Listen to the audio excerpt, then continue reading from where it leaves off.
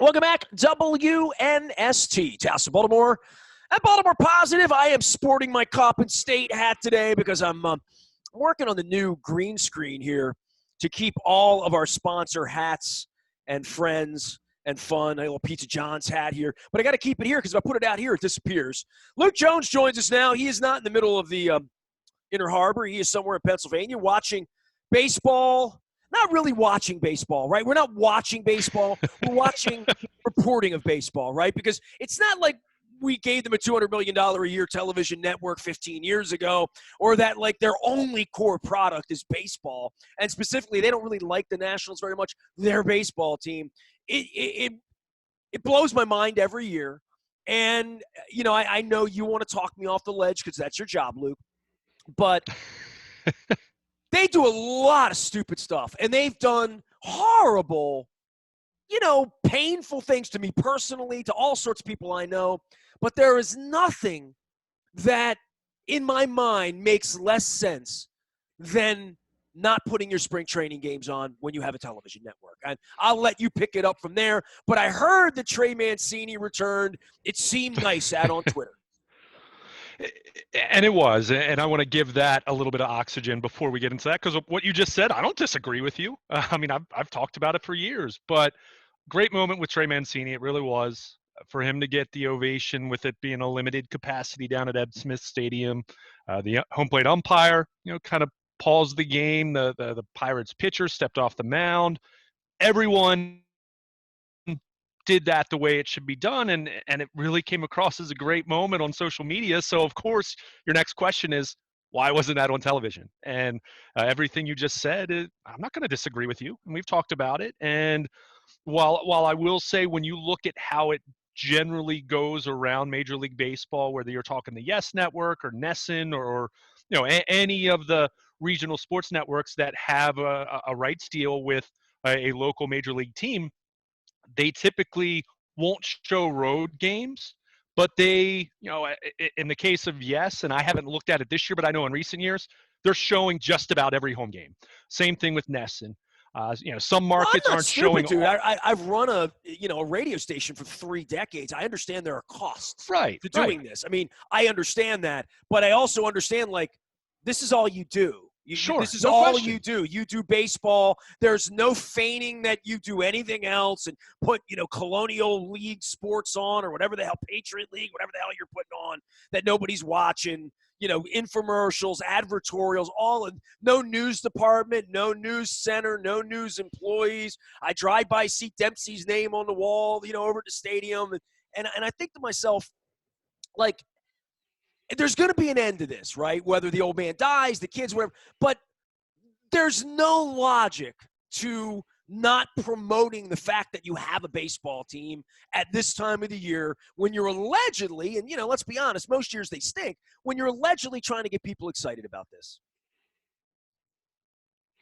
Well, sure. I mean, that's what it really comes down to. When you have a regional sports network, and look, could they do all those things as far as shows and new, their own local sports center? Well, I think you're seeing a lot of regional networks cut out stuff. I mean, I know NBC Sports Washington has made cuts.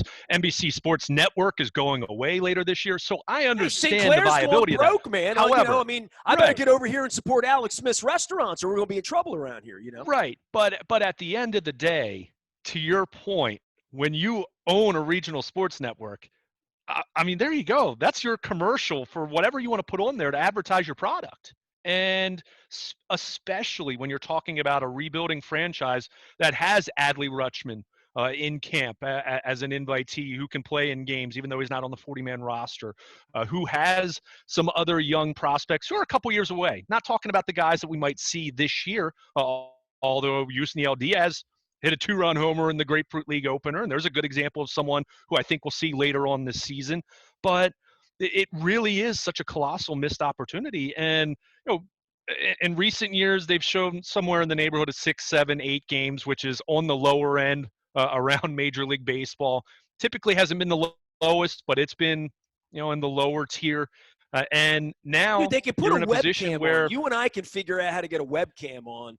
They could put a camera behind home plate, one shot, and not even pay their poorly paid announcers to come on and tell you who's batting. Like, there's just all sorts of creative, inexpensive things they could do. There are. Right. And one of It's the like things, they don't have a meeting. It's like, hello, is anybody? Hello, anybody over there? TJ Brightman, hello. You know, like, do they have meetings? Do they talk about this? It's mind blowing to me. I cannot rationalize it by just saying, well, you know, it's so stupid we don't talk about it anymore. No, we got to talk about it. we pay for it. We pay for it. If you have a cable or satellite subscription in this area, whether you're a huge Orioles fan, which I would think most people listening to us right now, watching us on Facebook, are Orioles fans, you pay for it. So you get to a point where you're not even showing spring training games. And look, the Grapefruit League schedule has started, and there's no indication of a schedule. Will they show some games at some point? Who knows? But at this point, the assumption is when you've made as many cuts as they've made, as far as broadcasters and people working there behind the scenes, people I know personally who've been let go over the last year, you do what? I mean, is this it? Are you just gonna, come from behind the curtain on opening day and say, "Hey, what's up, guys?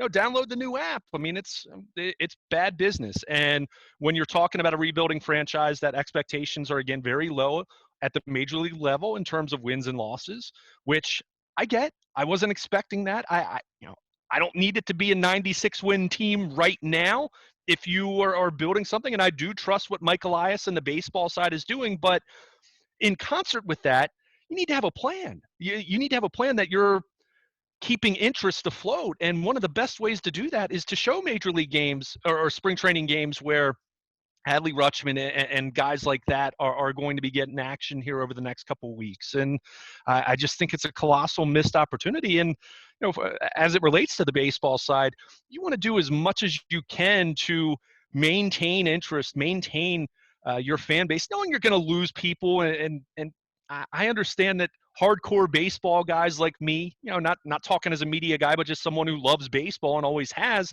is still going to be engaged to a fairly strong degree with a 90-plus, 100-loss type team over the course of 6 months. But many people don't have that kind of threshold, and I get that, and I totally understand that.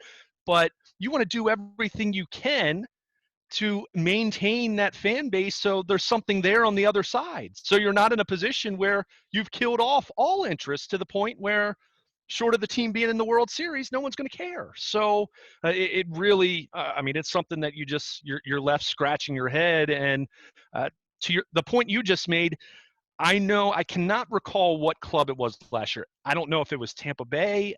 It was a team on the lower payroll type scale, a team in a smaller market. But I know one thing they did. You mentioned the webcam kind of scenario.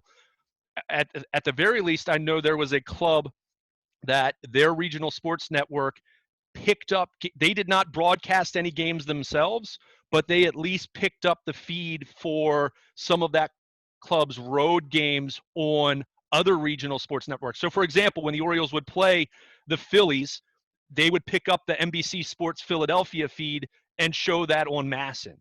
When the Orioles play the Yankees in the Yankees spring home, they would pick up the Yes Network feed and show that on MASN. There have been teams who have done that in recent years. So there's a creative way where, okay, clearly you're paying for a rights fee there, or whatever you want to call that, but you're not enduring the production costs there of having the truck, having your broadcasters there, and you're at least showing some games. So this going from 6 or 7 games to nothing is just the hiding really, of spring training.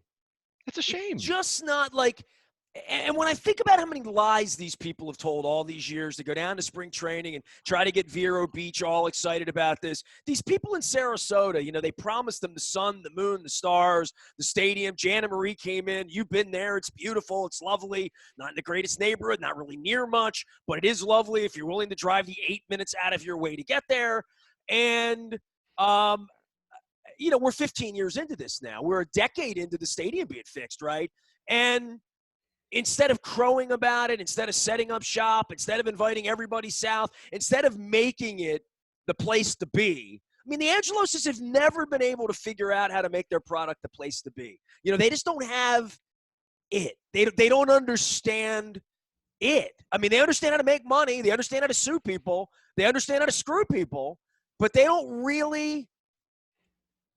know you. They don't know me. I used to be a fan. You're still a fan. They can't figure out how to appeal to either one of us. And this story with Trey Mancini, this is where I want to reel this part in. Because I know you know his girlfriend, and, I've met her one time, and one time I had a press pass at a All-Star game in D.C. Lovely girl, whatever. Been following her on social media, following the story on social media.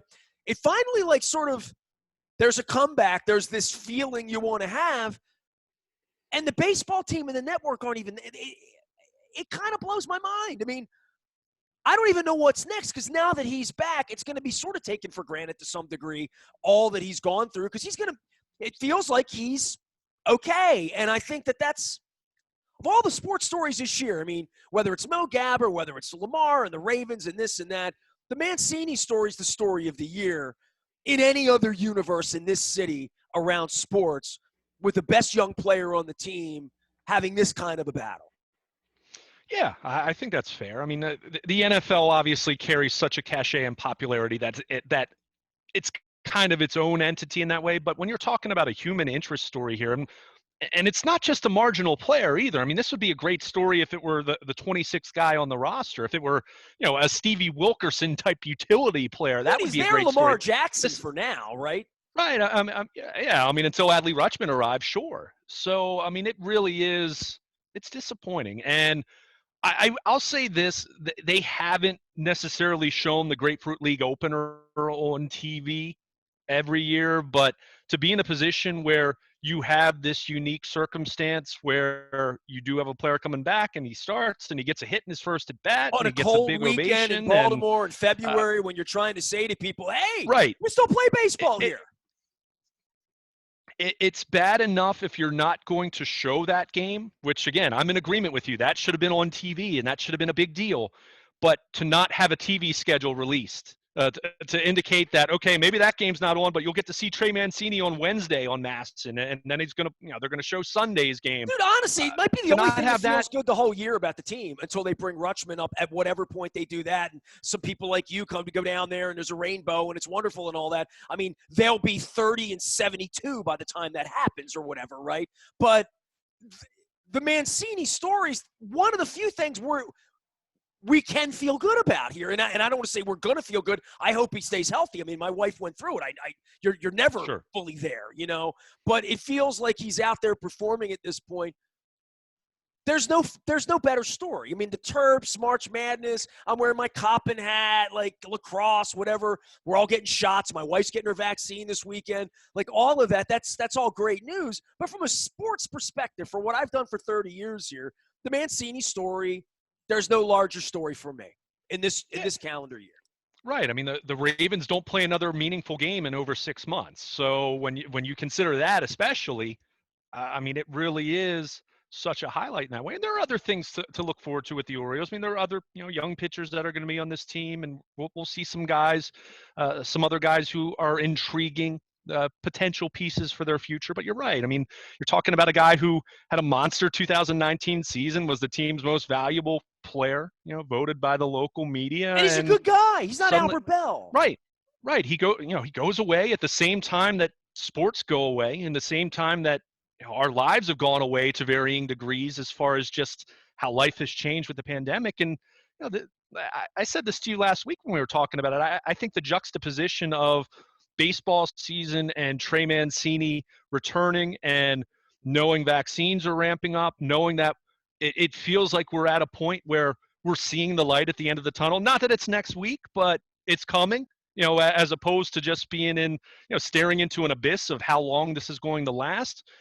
So there's some feel good aspects to this that, to me, you want to lean into. And it's just a case of, well, as is usually the case when you're talking about the business side of things for this organization, they're looking strictly at the bottom line. And, certainly the ongoing MASN saga and what's happened with the Nats. And I mean, it's very, very disappointing because, to the point we made, we're paying for this network. And, it's malfeasance at this point. You know what I mean? It's beyond incompetence. You know what I mean? Well, I don't even know what to say. Like all these years later, when I care more about their baseball team than they do. You know, that's been the thing that's really hit home with me all these years later is I want goodness and greatness and kindness and competency for them. And all they really want to do is make money. You know, I mean, that really at the end of the day, that's all and they've been really good at that. They've been really good at that. In ways, but there are other ways that they could have gone about making money and grown their product in the process rather than cutting back. Well, that would involve dealing with more people and dealing with the guy from Dundalk and being nice to people and getting out of bed in the morning and being industrious instead of just letting the money roll in every month off your cable bill. You and your mom and your sister, we all pay, you know.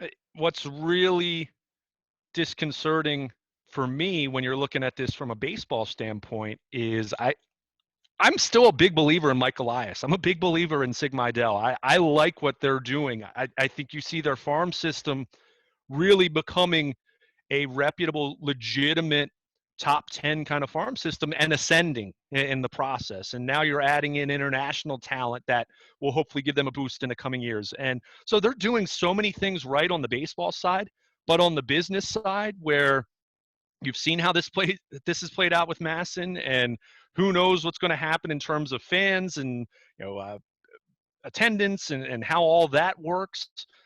But I was talking to someone over the weekend who was in the know and kind of follows this closely, and they expressed kind of the same sentiment that I did as far as really liking where the baseball side is going, but wondering if everything else is just in such peril, such bad decisions that feels like there's an inevitability that that's going to trickle into the baseball side of things. And this plan that is being heralded and being executed, and look, it's not there yet.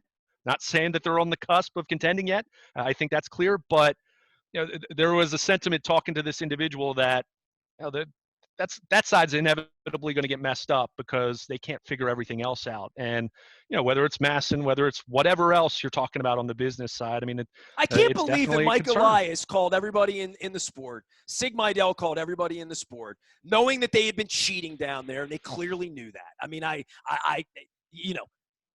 you'll never convince me that the trash cans being banged upon was not known by the assistant general manager of the franchise. I'm not buying that. So knowing all of that, coming here, taking this gig and getting well compensated, that they ever really thought there would be competency here. I don't think Ron Rivera and Jack Del Rio signed on really thinking Dan Snyder was a good guy or knew what he was doing. Or that Mike Pettin really went to Cleveland and thought, I'm going to be the one that fixes these clowns, the Haslam family. You have good intentions, you have good thoughts, you have good hopes. Marvin didn't fix the Brown family out in Cincinnati. He hung on for 17 years.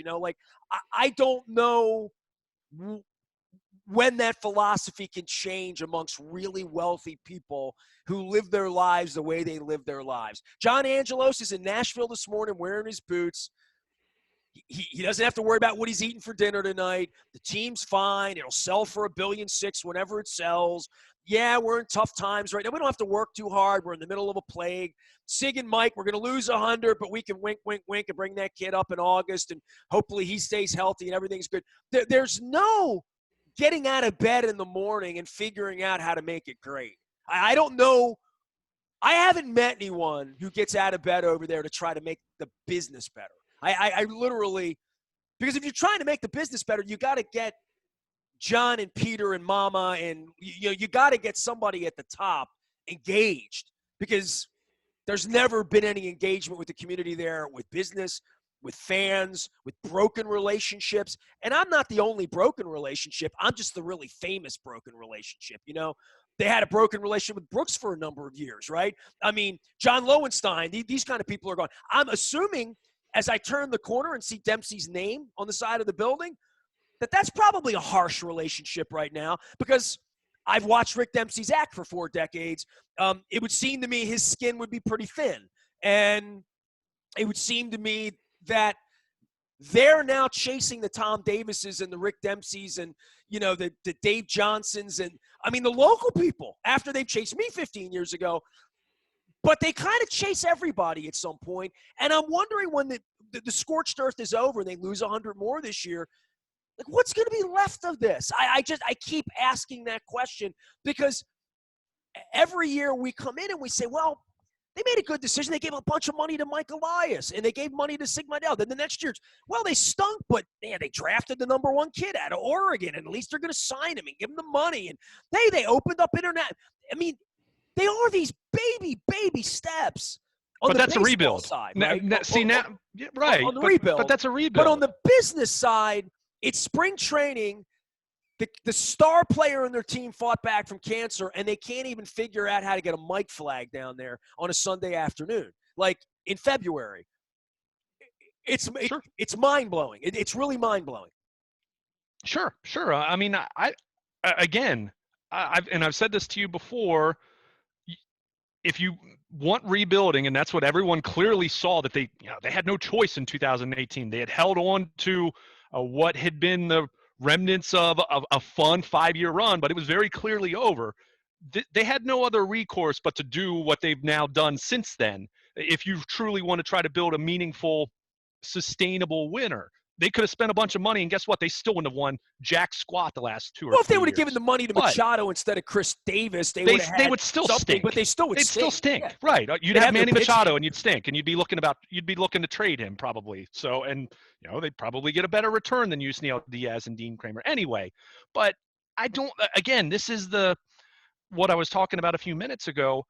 I don't have a problem with what they're doing on the actual baseball front. Now, had they penny pinched the payroll more than they needed to? Could you have kept Jonathan VR last year? Could you have kept Hanser Alberto and Renato Nunez around this year? Well, those two guys ended up getting minor league deals this offseason. So a lot of this is the reality of the climate of Major League Baseball, which, oh, by the way, new CBA coming next year or next winter, and what I feel is probably going to be a work stoppage. But that said, what they're doing baseball-wise as far as roster building in terms of rebuilding, restocking a farm system that has been, let's face it, a joke long before Peter Angelos bought this club.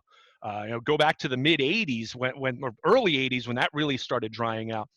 So this all started truly, when they signed Don Ossie and Fred Lynn and Lee Lacy.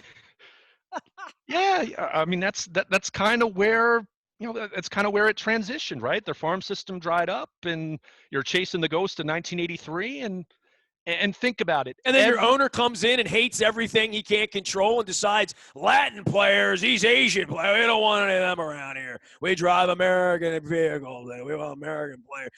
High school, we don't want any high school. Whatever the wind blew. Chris Davis, let's give him money. I mean, the gutting of the minor league system can really be traced back to 2 or 3 years ago when they let Dan Duquette, like literally, they let a lame duck general manager deal off all their parts. Like, sure. I mean, sure. That unto itself, no one in the world, no other business in the world would allow a lame duck leader to set the course for the next 5 years of the franchise. But they did. They did. Well, and that's why we talked about it at the time, that the year before that, you either needed to extend him or say good luck and shake his hand and thank him for what he did, which was good work in the process. Certainly with one hand tied behind his back here, and Buck should get one too, I guess. At this point, I'd throw Andy McPhail in there as well. But yeah, but again, when you get to that point, when you get to 2018 and you've lost 115 games or whatever it was, your record at the All-Star break is just embarrassing. It's worst in baseball by a wide margin. They had no other choice at that point. When you make bad decisions and you get to a certain point in time, there's no time machine to go back and fix that. So my point is, what they have done from a baseball standpoint in truly ripping this thing down to the screws, ripping it down to the foundation and rebuilding it. Not these half-measure rebuilds that we saw. You think about the 2000, with Bordick and B.J. Surhoff crying, and you think about these various times. Something Kevin Millwoods and Jay Paytons. And right. I mean, these were half measures. They never really did a full-blown rebuild. I mean, even go back to 1989 and the Why Not team. I mean, okay, they traded Eddie Murray and they waved farewell to, Scott McGregor, and you kind of think about everything that happened there. Even then, they didn't truly they didn't execute it well. I mean, Ben McDonald didn't turn into Jim Palmer, and look, that happens. We talked about this with Matt Wieters not becoming Jeffrey Johnny Hammonds Bench didn't turn into recently. Willie Mays. I get it. Yeah, I mean, Mike Messina worked out beautifully, but other than that, that era didn't produce a whole lot. So, but my point is, I'm totally fine with what their overall vision has been with what they're doing baseball wise the last couple of years, knowing that when you get to the point where you enter a season thinking you're going to try to contend for a wild card and you've lost 115 games, then yeah, you got to take a step back and say, not only are we not close, we're not even in the same area code right now. So yeah, we need to do an extensive rebuild here and add in more analytics and technology and things of that nature. And you're seeing that. Matt Harvey recently, who I have zero expectations to be anything of meaningful contributions for this club, but he did make a comment recently when he right after he signed his minor league deal that included an invite for spring training.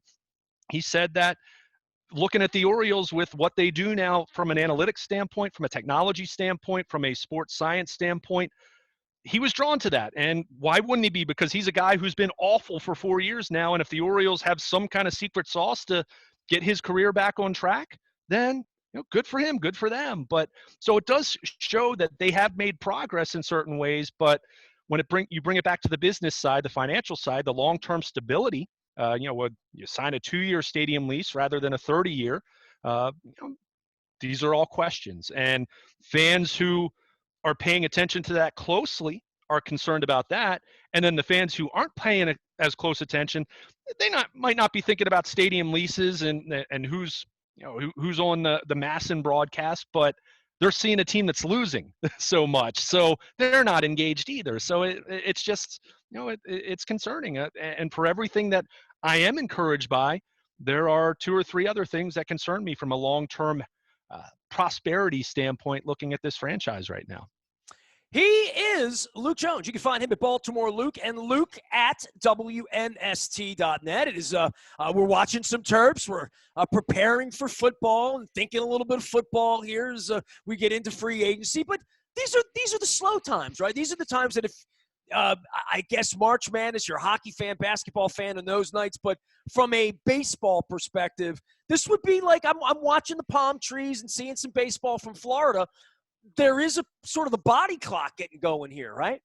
Yeah, and that's fun. I mean, we're in March now. I mean, that's just fun. I mean, especially in a year that we're coming off of now, as we're talking about a year now in pandemic times, the idea of spring being on the way, the idea of baseball, whether you're planning to go to games if there's limited capacity or not, or just watching it on TV or listening on the radio or whatever, however you want to consume the product, that's exciting. There's always that optimism that's there. And look, no, the Orioles aren't going to be very good. And yes, we just spent 20 minutes talking about concerns that are there.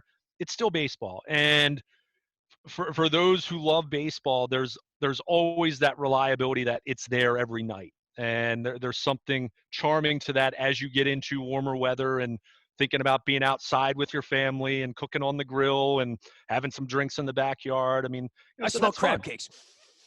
Yeah, absolutely. I mean, that's fun. That's fun. So as much as we, just spent time beating them up, and much of it absolutely deserved. Not saying it wasn't. Beat them up because I couldn't watch them over the weekend. Sure, they wouldn't even give me their product. Right. It's disgraceful. I mean, that's something we've talked about with the streaming situation or across baseball, where it's like, hello, I have money here. I don't have cable or satellite I'm anymore, one of the guys that still cares a little bit. At least give it to me. Sure, no question about it. And so that's frustrating. There's no question about that. So, but that said, that acknowledged, not forgiving any of that, yeah, there is excitement with that. And the Terps have added some unexpected fun here down the stretch, and we can get into that late season at another surge. point. But yeah, but it's been fun. But if you're someone who's a baseball fan and has always been a baseball fan, you get into March, and there's something about that optimism, not necessarily talking about the 2021 Orioles, but optimism just in general of a new baseball season. And I think that optimism carries a little different weight this year, knowing where we are with vaccines continuing to ramp up, knowing where we might be in late spring, where we might be in the summer, where we might be in the fall when the leaves change and we're talking about October baseball, even if the Orioles have a 0.0 chance according to When's Fangraphs. that Vegas road trip There's coming out? just A couple weeks, there's an couple extra April? element to that. Got to get a Vegas road trip in here, so we got to get. We usually get the schedule in late April, or last year it was early May. They pushed it back a little bit. So yeah, I mean, these things are happening, and the draft is coming, free agency is coming for the NFL. I mean, so March is a fun time in that way. So as much as that was, you just scratch your head about MASN not showing Orioles games. It's coming, and it's after a long winter. We talk about a long winter every year, this year especially. It's certainly there are things to look forward to, even if the long-term viability and stability of the Orioles will remain a concern until, well, it's not anymore. He is Luke Jones. He will be around. I will be around. We are around out at WNST on Twitter, also out on Facebook and LinkedIn and Instagram and all the places we carry through. All of our sponsors are here. I got my, I call it my Bobby Nick box. I'm going to name it for all the hats I have for Cole Roofing, which fits my head. This is Gordian Energy. My wife said, what's Bill Cole doing with that logo? It's the solar logo. So we're doing solar around here, doing some good energy. This is the old WNST hat. Throw that away. We don't wear that one anymore. Pizza John's and our friends at Royal Farms. Real fresh, real fast, working the fried chicken. I was working that over the weekend. I got me 3 wings down at the Nursery Road location down by BWI. Got my global travel certificate to travel whenever we can travel. I don't even have my shot yet, but my wife's getting hers. Hope you're getting yours as well. Lots and lots of stuff on the vaccine. Lots this week with the Maryland Hospital Association. And we're going to be talking to lots and lots of folks this week about staying safe here as this COVID thing moves to the edge. Baseball, football, and more. We are WNST.net, AM 1570. Towson, Baltimore. We never stop talking Baltimore positive.